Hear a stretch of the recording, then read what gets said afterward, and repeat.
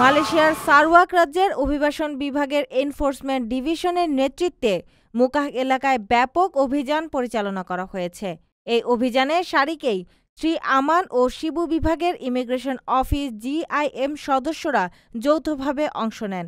অবস গেগার ও অবস সাপু নামে দুটি বিশেষ অপারেশনের আওতায় 4টি স্থানে তল্লাশি চালানো হয়।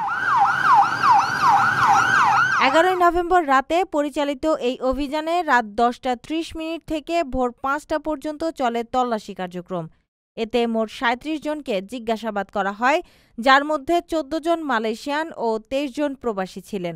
প্রাথমিক তদন্তে অভিবাসন আইন লঙ্ঘনের অভিযোগে নারী পুরুষ সহ 15 জনকে গ্রেপ্তার করা হয়। আটকদের বিরুদ্ধে অভিবাসন আইন 1959/63 এর ধারা 6(1)(c) ও 15(1)(c) অনুযায়ী ব্যবস্থা নেওয়া হচ্ছে। এছাড়া এক নিয়োগকর্তাকে শনাক্ত করে আরও তদন্তের জন্য ফর্ম 29 জারি করা হয়েছে। সারওয়াক ইমিগ্রেশন বিভাগ জানিয়েছে, অনুমতিহীন অভিবাসীদের কার্যকলাপ দমন ও অভিবাসন আইনের কঠোর প্রয়োগ নিশ্চিত করতে তাদের অভিযান অব্যাহত থাকবে।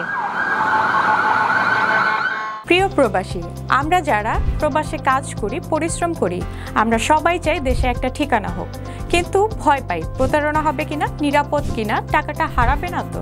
আজ আমি এমন একটা প্রজেক্ট সম্পর্কে বলবো যেটা এই ভয়টা দূর করে দিয়েছে। তার নাম প্রবাসীর সিটি লিমিটেড। প্রবাসীর সিটি বাংলাদেশের প্রথম স্মার্ট শেয়ার ভিত্তিক রিয়েল এস্টেট প্রজেক্ট।